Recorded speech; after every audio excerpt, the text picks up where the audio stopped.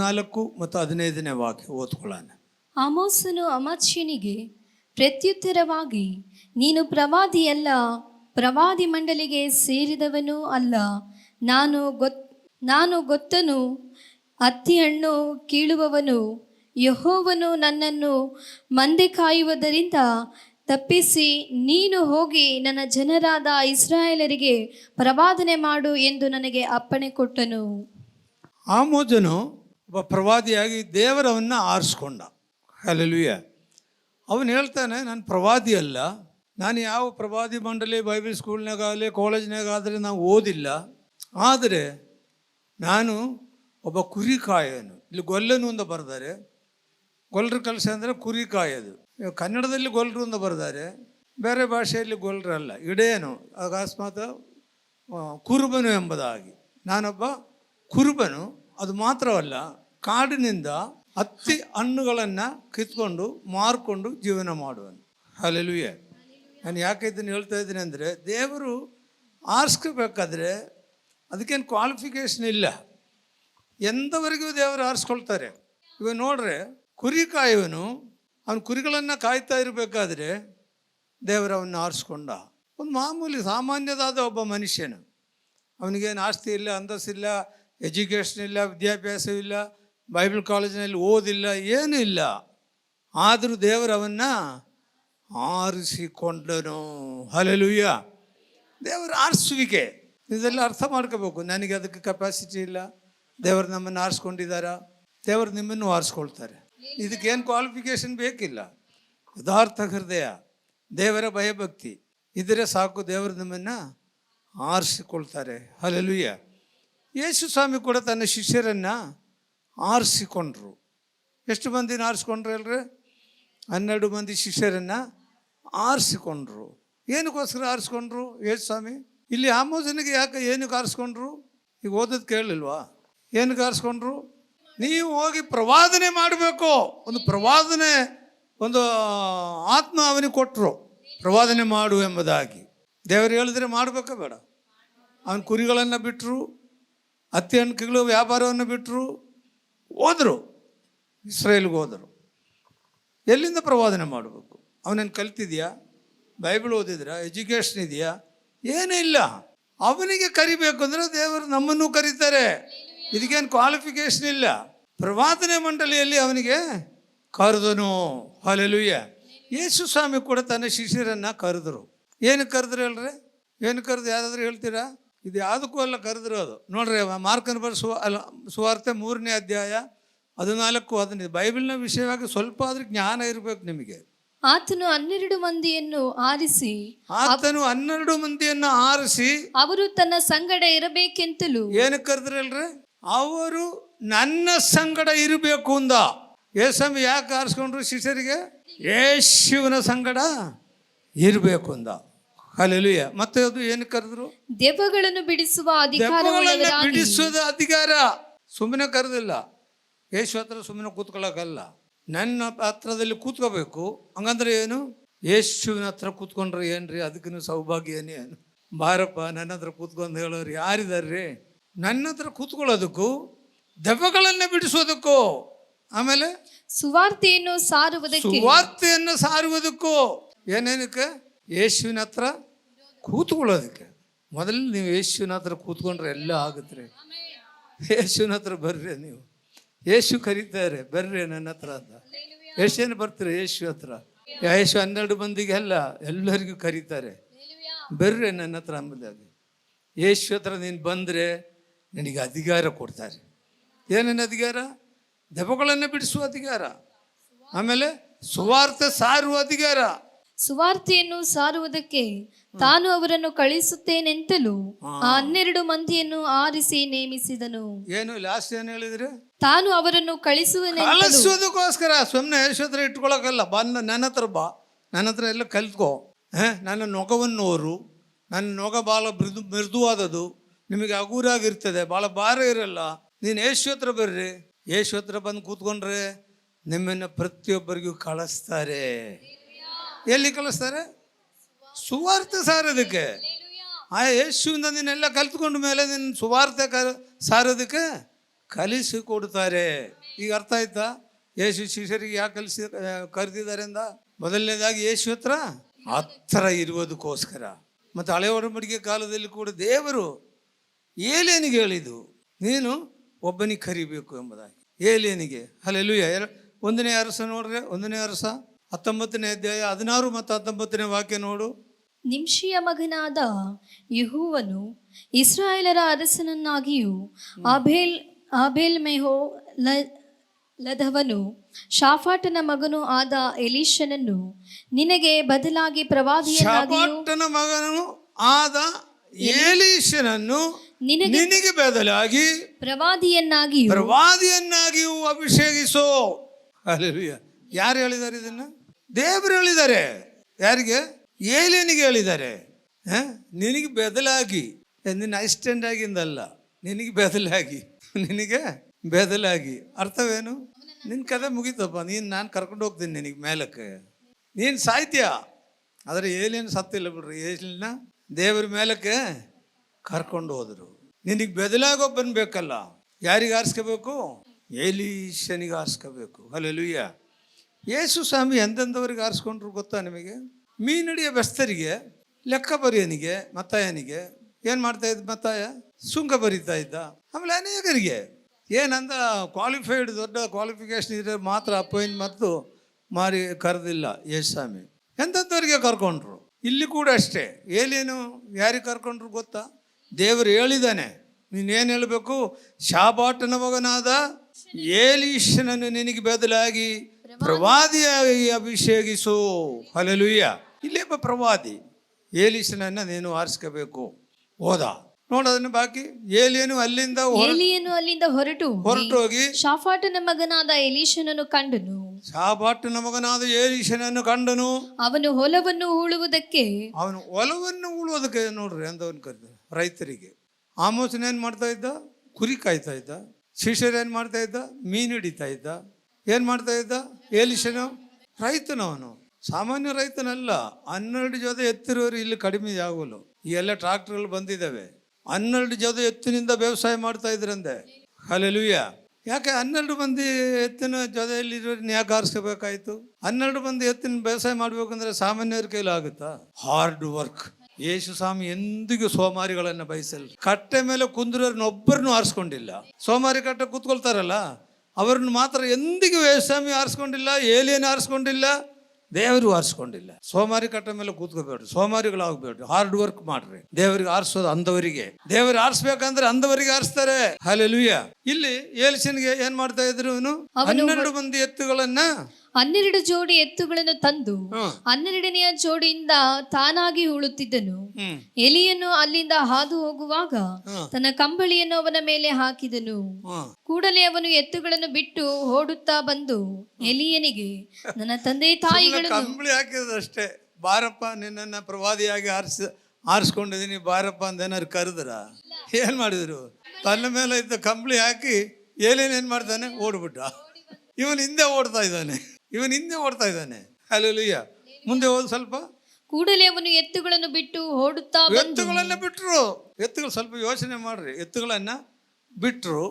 ಆಮೇಲೆ ಓಡುತ್ತಾ ಬಂದು ಏಲಿಯನಿಗೆ, ನನ್ನ ತಂದೆ ತಾಯಿಗಳನ್ನು ಮುದ್ದಿಟ್ಟು ಬರುವುದಕ್ಕೆ ಅಪ್ಪಣೆಯಾಗಲಿ, ಅನಂತರ ನಿನ್ನನ್ನು ಹಿಂಬಾಲಿಸುವೆನು ಅಂದನು.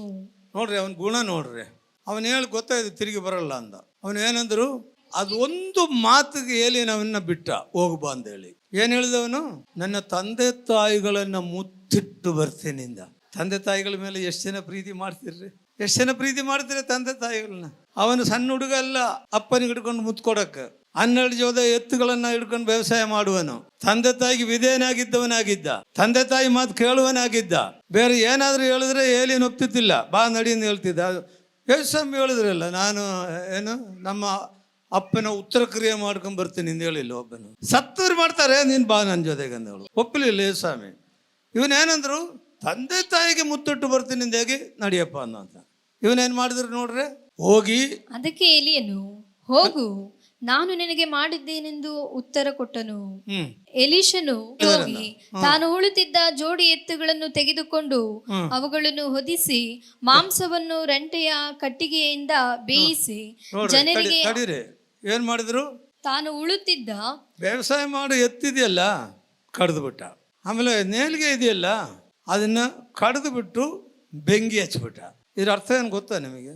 ನೀನು ಯೇಸುವಿನ ಯೇಸುವಿನಿಂದ ಬಂದರೆ ಇಂದ ಹಳೆ ಶುದ್ಧಿಗಳೆಲ್ಲ ಬಿಟ್ಬಿಡ್ಬೇಕು. ನೀನು ನೇಲಿಗೆ ಸುಟ್ಟಾಕಬೇಕು. ಇನ್ನು ಹಿಂದಿರುಗಿ ಬರೋ ಶುದ್ಧಿ ಇಲ್ಲ. ಹಿಂದಿರುಗಿ ಬರುವ ಶುದ್ಧಿ ಇಲ್ಲ. ಯೇಸುವಿನ ಹತ್ರ ಬಂದರೆ ಯಾರು ಹಿಂದಿರುಗಿ ಹೋಗಂಗಿಲ್ಲ. ಅರ್ಥ ಮಾಡ್ಕೊಳ್ರಿ ಸರಿಯಾಗಿ. ಇವನು ಏಲಿಸಿನ ಒಂದೇ ಒಂದು ಕೆಲಸ ಮಾಡಿದ, ನಾನೇನಿ ವ್ಯವಸಾಯ ಮಾಡೋ ಶುದ್ಧಿ ಇಲ್ಲ. ಕಡ್ದು ಕಟ್ಟಿಗೆ ಮಾಡಿ ಎತ್ತನ್ನ ಬೇಯಿಸಿ ಎಲ್ಲರಿಗೂ ಕೊಟ್ಬಿಟ್ಟ. ಆಮೇಲೆ ಏಲಿಯನ ಹಿಂದೆ ಹೋದ. ಹಲ್ಲೆಲೂಯಾ. ದೇವ್ರ ನಮ್ಗೆ ಸ್ತೋತ್ರವಾಗಲಿ. ಯೇಸುವಿನಿಂದ ನೀವು ಬಂದರೆ ಹಿಂದಿರುಗಕ್ಕೆ ಹೋಗೋದಾದ್ರೆ ಬರಬೇಡ್ರಿ. ಏಲಿಸಿನ ಏನು ಮಾಡಿದಾನೆ? ಅವನ ರಂಟೆಯ ಕಟ್ಟಿಗೆಯಿಂದ ಬೇಯಿಸಿ ಆ ಕಟ್ಟಿಗೆ ಎಲ್ಲ ತನ್ನಾಗಿ ಕಡಿದು ತುಕ್ಕಡ ಮಾಡಿ, ಬೇರೆ ಕಟ್ಟಿಗೆ ಇರಲಿಲ್ಲ ನಲ್ಲಿ, ಬೇಕಾದಷ್ಟು ಕಟ್ಟಿಗೆ ಐತೆ, ಇದನ್ನೇ ಕಡಿಬೇಕಾಯ್ತಾ? ಒಳ್ಳೆ ಅವ್ರ ಅಪ್ಪ ಹೇಳಿದೆ, ತಡಿಯಪ್ಪ ಕಡಿಬೇಡ ಅಂದ. ಇಲ್ಲ, ನಾನೇ ನೀವು ವಾಪಸ್ ಬರಲ್ಲ, ನಾನು ಪ್ರವಾದಿ, ನನ್ನ ಸೇವೆಗೋಸ್ಕರ ಡೆಡಿಕೇಟ್ ಆಗಿದ್ದೀನಿ, ಇನ್ಮೇಲೆ ನಾನು ವಾಪಸ್ ಬರಲ್ಲ. ಹಿಂದಿರುಗಿ ಹೋಗ್ಬೇಕು ಅಂತ ಯಾರನ್ನ ಪ್ಲಾನ್ ಇದ್ರೆ ಈಗಲೇ ಕ್ಯಾನ್ಸಲ್ ಮಾಡ್ರಿ. ಉದ್ಧಾರ ಆಗಲ್ಲ. ಹಲ್ಲೆಲೂಯಾ. ಎಲ್ಲವನ್ನ ಸುಟ್ಟು, ಎತ್ತು ಕೂಡ ಸುಟ್ಟು ಎಲ್ಲ ತಿಂದು ಏಲಿಯನಿಂದೆ ಹೋಗ್ಬಿಟ್ಟ. ಹಲ್ಲೆಲೂಯಾ. ಯೇಸುವಿನಿಂದ ಬಂದರೆ ಹಿಂದಿರುಗಿ ಹೋಗ್ಬೇಡ್ರಿ, ಯಾವತ್ತೂ ಉದ್ಧಾರ ಆಗಲ್ಲ. ಹಲ್ಲೆಲೂಯಾ. ದೇವರ ನಮಗೆ ಸ್ತೋತ್ರವಾಗಲಿ. ಮುಂದೆ ನಾವು ನೋಡ್ಕೊಳ್ಳೋಣ. ಮತ್ತು ನಾವು ಅದೇ ಆಮೋಜನ ಬರೆದ ಗ್ರಂಥಕ್ಕೆ ಬರೋಣ. ಆಮೋಜನು ಅದು ಮತ್ತೊಂದು ಸರ್ತಿ ಆ ವಾಕ್ಯವನ್ನು ಓದು. 7:14-15 ವಾಕ್ಯ. ಆಮೋಸನು ಅಮಾಚ್ಯನಿಗೆ ಪ್ರತ್ಯುತ್ತರವಾಗಿ, ನಾನು ಪ್ರವಾದಿಯಲ್ಲ, ಪ್ರವಾದಿ ಮಂಡಲಿಗೆ ಸೇರಿದವನೂ ಅಲ್ಲ. ನಾನು ಗೊಲ್ಲನು, ಹತ್ತಿ ಹಣ್ಣನ್ನು ಕೀಳುವವನು. ಯೆಹೋವನು ನನ್ನನ್ನು ಮಂದೆ ಕಾಯುವುದರಿಂದ ತಪ್ಪಿಸಿ, ನೀನು ಹೋಗಿ ನನ್ನ ಜನರಾದ ಇಸ್ರಾಯೇಲರಿಗೆ. ಯೆಹೋವನು ನನ್ನನ್ನು ಮಂದೆ ಕಾಯುವನನ್ನು ತಪ್ಪಿಸಿಬಿಟ್ಟ. ನನ್ನ ಮಂದೆ ಕಾಯಕ್ಕೆ ಹೋಗಲ್ಲ. ಹಲ್ಲೆಲೂಯಾ. ಏನು ಮಾಡ್ತೀನಿ? ಮೇಲೆ ನಾನು ಪ್ರವಾದನೆ ಮಾಡ್ತೀನಿ. ದೇವರು ನನಗೆ ಅದೇ ಕೊಟ್ಟಿರೋದು. ದೇವರ ಮಕ್ಕಳೇ, ದೇವರು ನಿಮಗೆ ಏನೇನು ಕೊಟ್ಟಿದ್ದೀರಿ ನೀನು ಅದನ್ನೇ ಮಾಡಬೇಕು. ಹಲ್ಲೆಲೂಯಾ. ಹಿಂದಿರುಗಿ ಹೋಗಿ ನಾನು ಮತ್ತು ಕುರಿ ಕಾಯ್ತೇನೆ ಎಂದಲ್ಲಿ ಹೋಗಂಗಿಲ್ಲ. ಅವನೇನು ಮಾಡಿದ್ರು? ಮಂದೆಯನ್ನು ಕಾಯೋದನ್ನ ತಪ್ಪಿಸಿ, ನೀನು ಹೋಗಿ ನನ್ನ ಜನರಾದ ಇಸ್ರಾಯೇಲರಿಗೆ ಪ್ರವಾದನೆ ಮಾಡು ಎಂದು ನನಗೆ ಅಪ್ಪಣೆ ಕೊಟ್ಟನು. ಪ್ರವಾದನೆ ಮಾಡು ಎಂದು ನನಗೆ ಅಪ್ಪಣೆ ಕೊಟ್ಟನು. ಹಲ್ಲೆಲೂಯಾ. ನಾನು ಯಾರಲ್ಲ? ಪ್ರವಾದಿ ಅಲ್ಲ. ಮತ್ತೆ ಯಾರಲ್ಲ? ಪ್ರವಾದಿ ಮಂಡಲಿಗೆ ಸೇರಿದವನು ಅಲ್ಲ. ಏನು ಕ್ವಾಲಿಫಿಕೇಶನ್ ಇಲ್ಲ ನನಗೆ. ನಾನು ಪ್ರವಾದಿ ಮಂಡಳಿಯಲ್ಲಿ ಹೋಗಿ ಯಾವ ನನ್ನ ಪ್ರವಾದನೆ ಬಾಯಿಪಾಠ ಕಲಿತೂ ಇಲ್ಲ. ಕೆಲವರೆಲ್ಲ ಬಾಯಿಪಾಠ ಕಲಿತು ಪ್ರವಾದನೆ ಮಾಡ್ತಾರೆ, ಆಮೇಲೆ ತಲೆಗೆ ಇರೋದನ್ನ ಪ್ರವಾದನೆ ಮಾಡ್ತಾರೆ. ಅದೇನು ನಡೆಯಲ್ಲ. ಹಲ್ಲೆಲೂಯಾ. ನಾನು ಪ್ರವಾದಿ ಮಂಡಳಿಯಲ್ಲಿ ಹೋಗಿ ಏನು ಕಲ್ತ್ಕೊಂಡ್ಬಂದು ಪ್ರವಾದನೆ ಮಾಡ್ತಾ ಇಲ್ಲ. ಇಲ್ಲಿ ಕೆಲವರೆಲ್ಲ ಪ್ರವಾದನೆ ಕಲಿಯೋಕ್ಕೋಸ್ಕರ ಹೋಗ್ತಾರೆ, ಅಲ್ಲಿ ಹೋಗಿಂದ ಕಲ್ತ್ಕೊಂಡ್ಬರ್ತಾರೆ. ಅದು ನಮ್ಮ ಮಾತಿನಲ್ಲಿ ಗಾದಿ ಇದ್ದಾವೆ, ಕಣ್ಣಿಲ್ದವನು ಮಾವಿನಕಾಯಿಗೋಸ್ಕರ ಕಲ್ಲೆಸಿತಾರೆ ಅಂದೆ. ಅವಾಗ ಏನಾಗುತ್ತೆ? ಯಾವುದೋ ಒಂದು ಬೀಳ್ತವೆ. 10 ಸರ್ತಿ ಎಸಿದ್ರೆ 1 ಸರ್ತಿ ಬೀಳ್ತೇವೆ. 10 ಸರ್ತಿ ಪ್ರವಾದನೆ ಮಾಡಿದ್ರೆ 1 ನಿಜ ಬರ್ತದೆ ಅಷ್ಟೇ. 9 ಸರ್ತಿನೂ ಸುಳ್ಳೆ. ಕಲ್ತ್ಕೊಂಬಂದು ಮಾಡೋ ವಿಷಯ ಅಲ್ಲಿದು. ದೇವರು ಕೊಟ್ಟಿರೋದನ್ನ ಮಾಡಬೇಕು. ಹಲ್ಲೆಲೂಯಾ. ಅದು ಕ್ವಾಲಿಫಿಕೇಶನ್ ಬೇಕಾ? ಏನು ಬೇಡ. ಅಲ್ಲಿ ಏನಿತ್ತು ಗೊತ್ತಾ? ಇಸ್ರೇಲ್ನಲ್ಲಿ ರಾಜರುಗಳು ಒಂದೊಂದು ಪ್ರವಾದಿಗಳಿಗೆ ಸಂಬಳ ಕೊಟ್ಟು ಇಟ್ಕೊಳ್ತಾ ಇದ್ದ. ಸಂಬಳ ಕೊಟ್ಟು ಪ್ರವಾದನೆ. ಇವತ್ತು ಅನೇಕರು ಸಂಬಳ ಇಸ್ಕೊಂಡು ಸೇವೆ ಮಾಡುವರಿದ್ದಾರೆ. ಸಂಬಳಕ್ಕೋಸ್ಕರ ಸೇವೆ ಮಾಡಿದ್ರೆ ಏನಾಗುತ್ತೆ? ಏಸಮಯ ಯೋಹಾನ ಸುವಾರ್ತೆ 10ನೇ ಅಧ್ಯಾಯದಲ್ಲಿ ಬರೆದಿದ್ದಾರಲ್ಲ, ನಾನು ಒಳ್ಳೆ ಕುರುಬನು ಕುರಿಗಳಿಗೋಸ್ಕರ ತನ್ನ ಏನಿಯಪ್ಪ ಕುರುಬರಿದ್ದಾರೆ. ಅದ್ಯಾರು ಗೊತ್ತಿಲ್ವಾ? ಕೂಲಿ ಆಳು ಕುರುಬನು, ಸಂಬಳ ಇಸ್ಕೊಂಡು ಕೆಲಸ ಮಾಡೋನು. ಅವನಿಗೆ ಕುರಿಗಳ ಮೇಲೆ ಜಾಸ್ತಿನೇ ಇಲ್ಲ ಅಂದೆ. ಅವನಿಗೇನು? ತಿಂಗಳಾದಟ್ಟಿಗೆ ಸಂಬಳ ಬರಬೇಕು ಅಷ್ಟೇ. ಇವತ್ತು ಅನೇಕರು ಇದ್ದಾರೆ ಆ ಥರ. ಸಂಬಳ ಅಲ್ಲರೆ ಮುಖ್ಯ, ಸೇವೆ ಮುಖ್ಯ. ದೇವರು ಕೊಡ್ತಾರೆ. ಹಲ್ಲೆಲೂಯಾ. ಕೂಲಿ ಆಳು ಕುರುಬನಿಗೆ ಕುರಿ ಮೇಲೆ ಚಿಂತನೆ ಇಲ್ಲ. ಇಲ್ಲಿ ಇಸ್ರೇಲ್ ಅರಸನು ಯಾರನ್ನಿಟ್ರು ನೋಡ್ರೆ ಪ್ರವಾದಿಯಾಗಿ? ಆಮೋಸನು ಅಮಸ್ಯ. ನೀವು ಅಮಜ್ಯಾನಂದ ಏನು ಹೇಳ್ತೀರ? ಅಮಚ್ಯ ಅಲ್ಲ, ಅಮಜ್ಯ. ಇಂಗ್ಲೀಷ್ನಲ್ಲಿ AMAZIA ಹೇಳ್ರಿ. ಅಮಸ್ಯ ಅಂತ ಹೇಳ್ರಿ. ಅಮಸ್ಯ. ಅಮಸ್ಯನಿಗೆ ರಾಜನು ದುಡ್ಡು ಕೊಟ್ಟಿಟ್ಕೊಂಡಿದ್ದ. ಸಂಬಳ ಸಿಕ್ಕುತ್ತೆ. ಅರಮನೆಯಲ್ಲಿ ಆರಾಮಾಗಿ ವಾಸ. ರಾಜನ ಹೇಳ್ದಂಗೆಲ್ಲ ಏನೇನೋ ಪ್ರವಾದನೆ ಬಾಯಿ ಬಂದಂಗೆ ಏನೇನೋ ಹೇಳ್ತಿರ್ತಾನೆ. ರಾಜ ಅದಕ್ಕೆ ಇಟ್ಕೊಂಡಿದ್ದಾನೆ. ನಿಜವಾದ ಪ್ರವಾದಿ ಅಲ್ಲ. ಅದಕ್ಕೋಸ್ಕರ ದೇವರೇನು ಮಾಡಿದ್ರು, ಕುರಿ ಕಾಯುವನ್ನ ಆರಿಸ್ಕೊಂಬಿಟ್ಟ. ನೀನು ಸರಿಯಾಗಿ ಮಾಡಿಲ್ಲ ಅಂದರೆ ದೇವರು ಎನಿಯೊಬ್ಬರನ್ನ ಆರಿಸ್ಕೊಳ್ತಾರೆ. ದೇವರು ನೀನಲ್ರೇ, ನೀನೊಬ್ಬನೇ ತಿಳ್ಕೊಂಡಿದ್ದೀರಾ, ನಿನ್ ಕೈಲಿ ಆಗಲ್ವಾ? ಎನಿಯೊಬ್ಬನ ಆರಿಸ್ಕೊಳ್ತಾರೆ ದೇವರು. ದೇವರ ಕೆಲಸ ಮಾತ್ರ ಎಂದಿಗೂ ನಿಲ್ಲಲ್ಲ, ಎಂದಿಗೂ ನಿಲ್ಲಲ್ಲ. ನೀನು ಮಾಡೋ ಕೆಲಸ ಸರಿಯಾಗಿ ಮಾಡಿಲ್ವಾ, ದೇವರು ಕುರಿ ಕಾಯುವನ್ನ ಆರಿಸ್ಕೊಂಬಂದು ತಂದಿಟ್ಬಿಡ್ತಾನೆ. ಇಲ್ಲಿ ಯಾರಿಗೆ ತಂದಿಟ್ಟಿದ್ದಾನೆ? ಕುರಿ ಕಾಯುವನನ್ನ. ಹತ್ತಿ ಹಣ್ಣು ಕಿತ್ಕೊಂಬಂದು ಮಾರಿ ಜೀವನ ಮಾಡುವನ, ಕಾಡಿನಲ್ಲಿರುವ ಹತ್ತಿ ಮರದಲ್ಲಿ ಹತ್ತಿ ಹಣ್ಣುಗಳು ಕಿತ್ಕೊಂಡ್ಬಂದು ಬೇಟೆಗೆ ವ್ಯಾಪಾರ ಮಾಡ್ಕೊಂಡು ಮಾರುವನು ಒಬ್ಬನಿಗೆ ದೇವರು ಆರಿಸ್ಕೊಂಡ. ಪ್ರವಾದಿ ಎಲ್ಲ ಕಲ್ತ್ಕೊಂಡು ರಾಜನ ಸಂಬಳ ತಿಂದ್ಕೊಂಡು ಒಬ್ಬನ ಕೂತ್ಕೊಂಡಿದ್ದಾನೆ ಅಮಸ್ಯ. ಅವನಿಗೆ ಪ್ರವಾದನೆ ಮಾಡಕ್ಕೆ ಬರಲ್ಲ. ಅವನು ಬಂದ್ಬಿಟ್ಟ, ಸರಿಯಾದ ಪ್ರವಾದನೆ ಬಂದ್ಬಿಟ್ಟು ಹೇಳ್ಬಿಟ್ಟು ಅವನ ಪ್ರವಾದನೆ ನೋಡ್ರಿ ಏನೇನು ಹೇಳಿದಾನೆ ಅಂದ ಆಮೋಸನು 7ನೇ ಅಧ್ಯಾಯ 10ನೇ ವಾಕ್ಯದಿಂದ ನೋಡು. ಆಗ ಬೇತೇಲಿನ ಯಾಜಕನಾದ ಅಮಚ್ಯನು ಇಸ್ರಾಯೇಲಿನ ಅರಸನಾದ ಯೆರೋಬಾಮನಿಗೆ, ಆಮೋಸನು ಇಸ್ರಾಯೇಲರ ಮಧ್ಯದಲ್ಲಿ ನಿನ್ನ ಮೇಲೆ ಒಳಸಂಚು ಮಾಡಿದ್ದಾನೆ. ದೇಶವು ಅವನ ವಿಪರೀತವಾದ ಮಾತುಗಳನ್ನು ತಾಳಲಾರದು. ಅವನು ಯೆರೋಬಾಮನು ಖಡ್ಗದಿಂದ ಹತನಾಗುವನು. ಏನಿಲ್ಲ, ಇವನ ಯಥಾರ್ಥವಾದ ಆಮೋಸನ್ ಬಂದು ಹೇಳಿದ್ರು ಇಸ್ರಾಯೇಲ್ ಅರಸನಿಗೆ ಸಾಯಿಸ್ತಾರೆ. ಆಮೇಲೆ ಈ ಜನರನ್ನೆಲ್ಲ ಏನ್ ಮಾಡ್ತಾರೆ, ಒತ್ತಿ ಹಾಳಾಗಿ ಕರ್ಕೊಂಡು ಹೋಗ್ತಾರೆ. ಯಾರು ಹೇಳಿದ್ರು? ಕುರಿಕಾಯನ್ ಬಂದು ಹೇಳ್ಬಿಟ್ಟ, ನನಗೆ ಯೆಹೋವನಂದಿದ್ದಾನೆ, ನಾನೇನು ಪ್ರವಾದಿ ಅಲ್ಲ, ನಾನು ಕುರಿಕಾಯನು, ಯೆಹೋವನ್ ನನ್ನನ್ನು ಕಳಿಸಿದ್ದಾನೆ. ಧೈರ್ಯವಾಗಿ ಇದ್ದಿದ್ದೆಲ್ಲ ರಾಜರ ಮುಂದೆ ಎಲ್ಲ ಹೇಳ್ಬಿಟ್ಟ, ಅಲ್ಲಿ ಇದ್ದವರಿಗೆಲ್ಲ ಇಸ್ರೇಲ್ ಜನರಿಗೆಲ್ಲ ಹೇಳ್ಬಿಟ್ಟ. ಆವಾಗ ಈ ಸುಳ್ಳು ಪ್ರವಾದಿ ಇದ್ದಾನಲ್ಲ, ಅವನ ಹೆಸರೇನು? ಅಮಸ್ಯನು. ಏನಂದಾನೆ, ರಾಜನಿಗೆ ಹೇಳ್ತಾನೆ, ಇವನೊಬ್ಬನು ಬಂದಿದ್ದಾನೆ, ಅವನು ಹೇಳೋದು ಏನು ನಂಬೇಡ, ಇಲ್ಲಿ ಯಾರೂ ಬರಲ್ಲ, ಯಾವ ಶತ್ರು ಸೈನ್ಯನೂ ಬರಲ್ಲ, ಯಾರು ಒತ್ತಿಯಾಳಾಗಿ ಹಿಡ್ಕೊಂಡು ಹೋಗಲ್ಲ, ಇವನೇನೋ ಸುಳ್ಳು ಹೇಳ್ತಾನೆ ಎಂಬುದಾಗಿ ದುಡ್ಡು ಇಸ್ಕೊಂಡು ಪ್ರವಾದನೆ ಮಾಡಿ. ಮತ್ತು ಅವರು ದುಡ್ಡು ಕೊಟ್ಟವರಿಗೆ ಇದಿರಬೇಕಲ್ಲ. ಈ ರಾಜನೇ ಸಂಬಳ ಕೊಡುವನು, ರಾಜನಿಗೆ ಸರಿಯಾಗಿ ಮಾತಾಡಿಲ್ಲ ಅಂದರೆ ಏನು ಮಾಡ್ತಾನೆ? ಕಳಿಸ್ಬಿಡ್ತಾನೆ. ನೀನು ಪ್ರವಾದನೆ ಸರಿಯಾಗಿ ಹೇಳಿಲ್ಲಪ್ಪ, ಹೋಗುದು ಬಿಡ್ತಾನೆ ಇಲ್ವಾ? ಅದಕ್ಕೆ ಇವನ್ ಬಂದು ಕರೆಕ್ಟಾಗಿ ಪ್ರವಾದನೆ ಹೇಳಿದಾಗ ಅವನು ಅಮಸ್ಯನ ಏನು ಹೇಳ್ತಾನೆ ನೋಡು, ಆ ವಾಕ್ಯದಿಂದ ನೋಡ್ರಿ 12ನೇ ವಾಕ್ಯ ನೋಡು. ಅಮಚ್ಯನು ಆಮೋಸನಿಗೆ, ಕಣಿಯವನೇ ನಡೆ, ಯಹೂದ ದೇಶಕ್ಕೆ ಓಡಿ ಹೋಗು, ಅಲ್ಲೇ ಪ್ರವಾದನೆ ಮಾಡುತ್ತಾ ಹೊಟ್ಟೆ ಹೊರಕು. ಆದರೆ ನೀನು ಇಲ್ಲಿಂದ ನಡಿಯಪ್ಪ, ಏನಕ್ಕೆ ಪ್ರವಾದನೆ ಮಾಡ್ತೀಯ? ನೀನು ಅರಸನಾದ ರಾಜನ ಇರುವ ದೇಶ ಇದು, ಊರಿದು, ಇಲ್ಲೆಲ್ಲ ಜನಗಳು ಬಹಳ ಸಂಪನ್ನರಾಗಿದ್ದಾರೆ. ನೀನ್ ಬಂದು ಯಾತಾತ್ರದ್ದು ಇಲ್ಲಿ ಹೇಳ್ತೀಯಲ್ಲ, ನಿನಗೆ ಖರ್ಚಿಗೆ ಕಾಸು ಬೇಕಾ, ದುಡ್ಡು ಬೇಕಾ? ನೀನು ಹೋಗು ಅಲ್ಲಿಂದ, ಇಲ್ಲಿಂದ ನಡಿ, ಹೋಗಿ ಎಲ್ಲಿ ಪ್ರವಾದನೆ ಮಾಡು? ಯಹೂದ ದೇಶಕ್ಕೆ ಓಡಿ ಹೋಗು, ಅಲ್ಲೇ ಪ್ರವಾದನೆ ಮಾಡು. ಯಹೂದ ದೇಶಕ್ಕೆ ಹೋಗಿ ಅಲ್ಲೇ ಪ್ರವಾದನೆ ಮಾಡು, ಆಮೇಲೆ ಅಲ್ಲೇ ಹೊಟ್ಟೆ ಹೊರಕು. ಅಷ್ಟೇ, ಅಲ್ಲಿ ಹೊಟ್ಟೆ ತುಂಬಿಸ್ಕೊಳಪ್ಪ. ನಿನ್ಗೆ ಹೊಟ್ಟೆ ತುಂಬಿಸ್ಬೇಕು ಅಷ್ಟೇ ತಾನೆ. ಇವನು ಹೊಟ್ಟೆ ತುಂಬಿಸ್ಕೊಳಕ ಬಂದಿರೋದು? ಇವನು ಹೊಟ್ಟೆ ತುಂಬಿಸ್ಕೊಳಕ್ ಬಂದಿಲ್ಲ. ಹೊಟ್ಟೆ ತುಂಬಿಸ್ಕೊಳಕ್ ಬಂದ್ರೂ ಇವನು ಯಾರು? ಅಮಜ್ಯನು. ಅವನು ರಾಜನ ದುಡ್ಡು ಇಸ್ಕೊಂಡು ಹೊಟ್ಟೆ ತುಂಬಿಸ್ಕೊಂಡು ರಾಜ ಏನು ಹೇಳ್ತಾನೆ ಪ್ರವಾದನೆ ಮಾಡ್ಕೊಂಡು ಕೂತ್ಕೊಂಡಿದ್ದಾನೆ. ಇವನು ಯಾಕೆ ಪ್ರವಾದನೆ ಮಾಡಬೇಕಾಯ್ತು? ಆಮೋಸನು ಯಾಕೆ ಪ್ರವಾದನೆ ಮಾಡಬೇಕಾಯ್ತು? ಅದಕ್ಕೆ ಕಾರಣ ಇದಾವೆ. ಯಾವ ಕಾರಣ ಅಂದ್ರೆ, ಈ ಜನರು ಎಲ್ಲ ಪಾಪದಲ್ಲಿ ಬಿದ್ದು ಬಿಟ್ಟಿದ್ದಾರೆ. ಹಳೆರು 4ನೇ ಅಧ್ಯಾಯ 1ನೇ ವಾಕ್ಯ ನೋಡು, ಎಂದವರಿದ್ದಾರೆ ಅಂತ ಅಲ್ಲಿ ಇಸ್ರಾಯೇಲ್ನಲ್ಲಿ.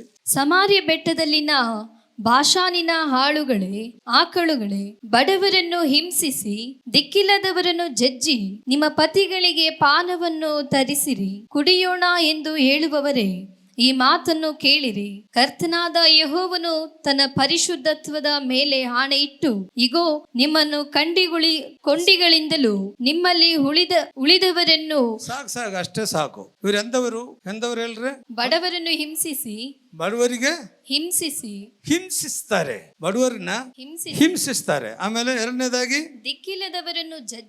ದಿಕ್ಕಿಲ್ಲದವರನ್ನ ಏನ್ ಮಾಡ್ತಾರೆ? ಜಜ್ಜಿ ನಿಮ್ಮ ಪತಿಗಳಿಗೆ ಪಾನವನ್ನು ತರಿಸಿರಿ, ಕುಡಿಯೋಣ ಎಂದು ಹೇಳುವವರೇ, ಈ ಮಾತನ್ನು ಕೇಳಿರಿ. ಯಾರು ಹೇಳ್ತಾ ಇರೋದು ಗೊತ್ತಾ? ಯಾರು ಹೇಳ್ತಾ ಇರೋದು ಹೇಳ್ರೆ?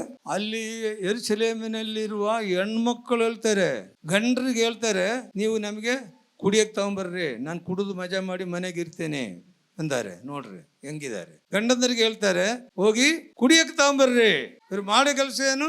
ಬಡವರನ್ನ ಹಿಂಸಿಸೋದು, ದಿಕ್ಕಿಲ್ಲದವ್ರನ್ನ ಓಡಿಸೋದು, ದಿಕ್ಕಿಲ್ಲದಂಗೆ ಓಡಿಸೋರು. ಯಾವ ಸಹಾಯ ಮಾಡಲ್ಲ, ಯಾವ ಇದನ್ನ ಮಾಡೋದಿಲ್ಲ.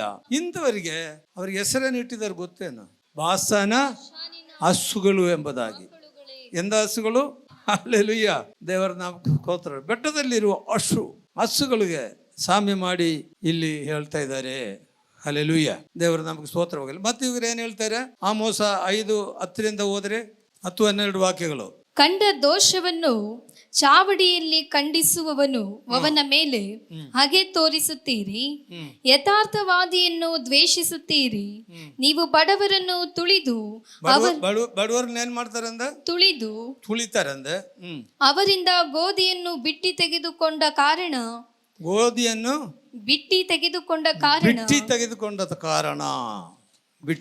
ಬಿಟ್ಟಿಂದ ಅಲ್ಲ ಅದ್ರ ಅರ್ಥ. ಅವ್ರ ತಗ ಇರೋ ಗೋಧಿಗಳನ್ನ ಬಿಟ್ಟಿನೇ ಒಂಥರ ಲೆಕ್ಕ ನೋಡಿದ್ರೆ ಬಿಟ್ಟಿ ತಗೊಂಡ್ಬಿಡ್ತಾರೆ, ಲಂಚವಾಗಿ ತಗೊಳ್ತಾರೆ ಅಂದ. ಆಮೇಲೆ ಕೆತ್ತಿದ ಕಲ್ಲಿನಿಂದ ನೀವು ಕಟ್ಟಿಕೊಂಡ ಮನೆಗಳಲ್ಲಿ ವಾಸಿಸದೇ ಇರುವಿರಿ, ಮಾಡಿಕೊಂಡ ಒಳ್ಳೊಳ್ಳೆಯ ತೋಟಗಳ ದ್ರಾಕ್ಷಾರಸವನ್ನು ಕುಡಿಯರಿ. ಶಿಕ್ಷಾ ಹಿಂಸಕರೇ, ಲಂಚಕೋರರೇ, ಚಾವಡಿಯಲ್ಲಿ ದರಿದ್ರರ ನ್ಯಾಯವನ್ನು ತಪ್ಪಿಸುವವರೇ, ನಿಮ್ಮ ದ್ರೋಹಗಳು ಬಹಳ, ನಿಮ್ಮ ಪಾಪಗಳು ಪ್ರಬಲ, ನನಗೆ ಗೊತ್ತಿದೆ. ಇಂಥ ಕಾಲದಲ್ಲಿ ವಿವೇಕಿಯು ಸುಮ್ಮನಿರುವನು. ಇದು ದುಷ್ಕಾಲವೇ ಸರಿ. ಕೆಟ್ಟದ್ದನ್ನಲ್ಲ ಒಳ್ಳೆಯದನ್ನು ಅನುಸರಿಸಿರಿ, ಬಾಳುವಿರಿ. ಸಾಕಮ್ಮ, ಅರ್ಥವಾಯ್ತಾ ಯಾರಿಗಾದರೂ? ಕನ್ನಡ ಅರ್ಥ ಆಗಲ್ಲ, ನನಗೆ ಸ್ವಲ್ಪ ಕಷ್ಟನೇ. ಒಟ್ಟಿನಲ್ಲಿ ಏನು ಮಾಡ್ತಾರೆ? ಬಡವರನ್ನ ತುಳಿತಾರೆ, ಬಡವರನ್ನ ಮೇಲೆ ಕೆತ್ತಕ್ಕೆ ಬಿಡಲ್ಲ. ಅವರು ಲಂಚವನ್ನು ತಗೊಳ್ತಾರೆ, ಬಡವರ ತಗೋನ ಲಂಚ ತಗೊಳ್ತಾರೆ. ಒಟ್ಟಿನಲ್ಲಿ ಬಡವರ ಮೇಲೆ ಕೆದ್ದಬಾರದು. ಆಮೇಲೆ ನ್ಯಾಯ ಹೇಳಿದ್ರೆ ಅವರನ್ನ ತುಳಿಬೇಕು, ನ್ಯಾಯ ಹೇಳುವರನ್ನ ಕಳೆದು ತುಳಿಬೇಕು. ನೀನು ನ್ಯಾಯ ಹೇಳಬೇಡ, ಅನ್ಯಾಯ ಹೇಳು ಅಂತಾರೆ. ಆಮೇಲೆ ಇವರೆಲ್ಲ ಹೆಂಗಿರ್ತಾರೆ ಗೊತ್ತಾ? ಭಾಳ ಐಶ್ವರ್ಯವಂತರಾಗಿದ್ದಾರೆ. ಇವರ ಮನೆಗಳು, ಅದ್ರ ಮನೆಗಳ ವಿಷಯವಾಗಿ ನೋಡಿದರೆ ಅವ್ರು ಹೆಂಗಿರ್ತಾರೆ ಅಂದರೆ 6ನೇ ಅಧ್ಯಾಯದಲ್ಲಿ ನೋಡ್ರಿ ಹೆಂಗಿರ್ತಾರೆ ಅಂದರೆ 6:4ನೇ ವಾಕ್ಯ, 4-5ನೇ ವಾಕ್ಯದಿಂದ ಹೋದ್ರು. 6:5 ದಂತದ ಮಂಚಗಳ ಮೇಲೆ ಮಲಗುತ್ತಾರೆ. ಗಂಧದ ಮಂಚದ ಮೇಲೆ ಮಲಗುವುದು. ಯಾರನ್ನು ಮಲಗ್ತಾರ ಗಂಧದ ಮಂಚ? ಆಮೇಲೆ ತಮ್ಮ ಗದ್ದುಗೆಗಳಲ್ಲಿ ಹಾಯಾಗಿ ಒರಗಿಕೊಳ್ಳುತ್ತಾರೆ. ಇಂಡಿನ ಮರಿಗಳನ್ನು, ಕೊಟ್ಟಿಗೆಯ ಕುರಿಗಳನ್ನು ತಿನ್ನುತ್ತಾರೆ. ವೀಣೆಯ ಮೇಲೆ ಮನಸ್ಸು ಬಂದಂತೆ ಹಾಡುತ್ತಾರೆ. ದಾವೀದನ ಹಾಗೆ ವಾದ್ಯಗಳನ್ನು ಕಲ್ಪಿಸಿಕೊಳ್ಳುತ್ತಾರೆ. ಏನಿಲ್ಲ, ಅದನ್ನು ಹಾಡುಗಳನ್ನು ಹಾಕಿ ನೃತ್ಯ ಮಾಡೋದು, ಕುಡಿಯೋದು, ಮಜಾ ಮಾಡೋದು, ವೀಣೆಯನ್ನು ಹಾಕ್ಕೊಂಡು ಕುಣಿಯೋದು. ಗೊತ್ತಲ್ಲ, ಬೆಂಗಳೂರಿಗೆಲ್ಲ ನಡೀತವೆ ನೋಡ್ರಿ, ಹೋಟ್ಲ್ಗಳಿಗೆಲ್ಲ ಅದನ್ನು ಹಾಕ್ಕೊಳ್ಳೋದು, ಕುಣಿಯೋದು, ಮಾಡೋದು, ಇದೇ ಕೆಲಸ ಅವರದು, ಇಲ್ವಾ? 6ನೇ ಅಧ್ಯಾಯದಲ್ಲಿ ನೋಡಿ ಕುಡಿತಾರೆ ಅವರು, ಇಲ್ವಾ? 6ನೇ ವಾಕ್ಯ.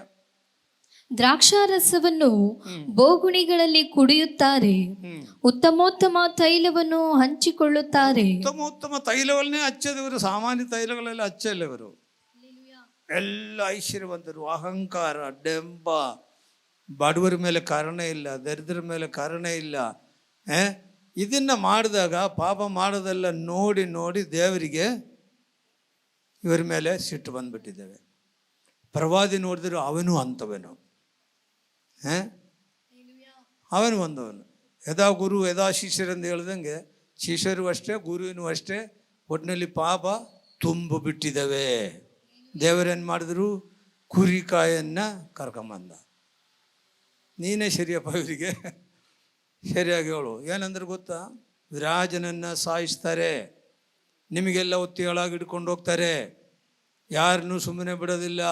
ಹಿಂಗಂದು ಹೇಳಿದ ತಕ್ಷಣ ಅಮಸ್ಯನ ಏನು ಮಾಡಿದ್ರು ಗೊತ್ತಾ? ನೀನು ನಡಿಯಪ್ಪ, ಇಲ್ಲಿ ನಿನಗೆ ಜಾಗ ಇಲ್ಲ, ಇದನ್ನೆಲ್ಲ ಹೇಳಿದ್ರೆ ನಿನ್ನ ಸಾಯಿಸ್ಬಿಡ್ತಾರೆ, ಅದಕ್ಕೋಸ್ಕರ ನೀನು ಹೋಗು, ನಿನಗೆ ಊಟ ಪಾಡಬೇಕಲ್ಲ, ಅಷ್ಟೇ ಇಲ್ಲ, ಹೋಗು ಎಂಬುದಾಗಿ ಇವನ್ನ ಕಳ್ಸೋಕ್ಕೆ ಪ್ರಯತ್ನ ಮಾಡಿದ್ರು. ಇವನು ಹೇಳತ್ತಂಗ ಹೋಗಲೇ ಇಲ್ಲ, ಪೂರ್ತಿ ಎಲ್ಲ ಹೇಳಿಬಿಟ್ರು.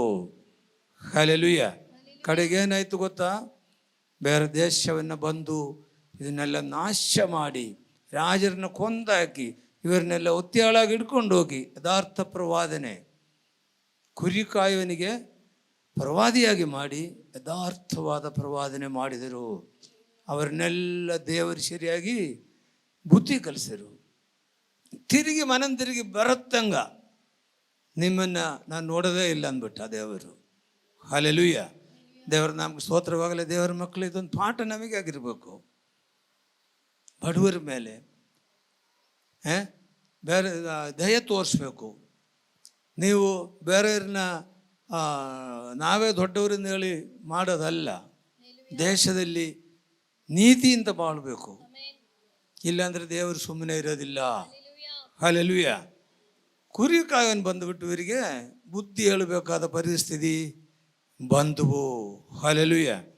ನೀವು ಮಾಡೋ ಕೆಲಸ ಮಾಡಿಲ್ಲ ಅಂದರೆ ದೇವರು ಏನಿಗೊಬ್ಬರನ್ನ ಆರಿಸ್ಕೊಳ್ತಾರೆ.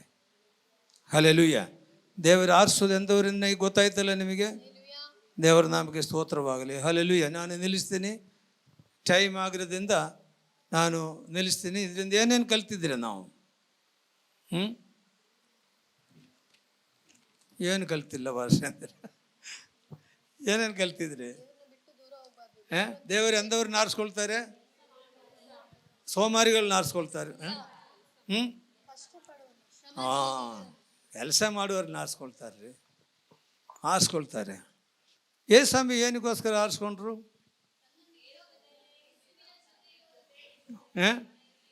ಇನ್ನೇನು ಸರ್ತಿ 3 ತಿಂಗಳು ಬಿಟ್ಟು ಕೇಳಿದಾಗ ಮತ್ತು ಬಾಯಿ ತೆಗಿಬೇಡ್ರಿ. ಏನಕ್ಕೆ ಸ್ವಾಮಿ ಕರೆದಿರೋದು?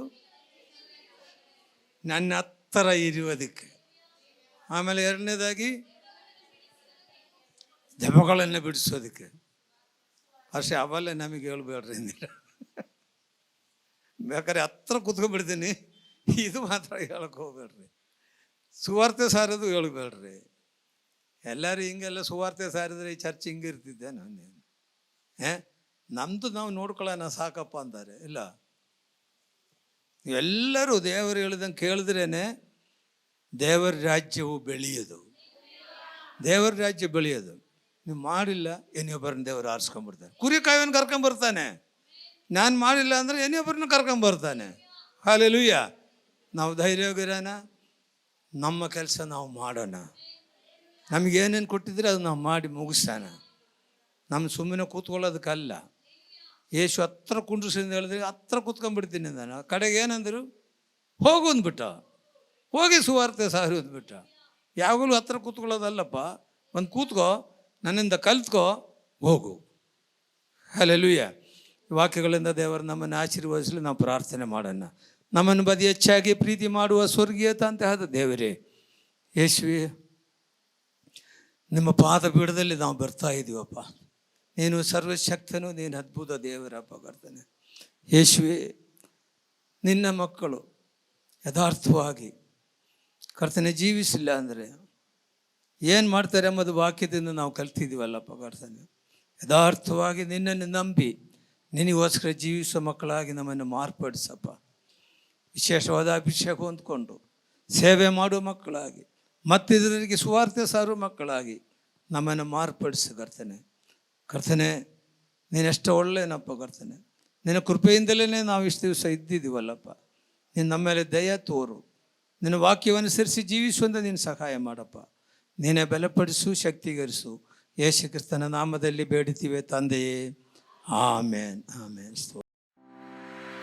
ಪ್ರಿಯ ವೀಕ್ಷಕರೇ, ಈ ಕಾರ್ಯಕ್ರಮವು ನಿಮಗೆ ಆಶೀರ್ವಾದಕರವಾಗಿದ್ದರೆ ನಮ್ಮೊಂದಿಗೆ ಸಂಪರ್ಕಿಸಿ. ದೂರವಾಣಿ ಸಂಖ್ಯೆ 9886245557 ಮತ್ತು 9742581955.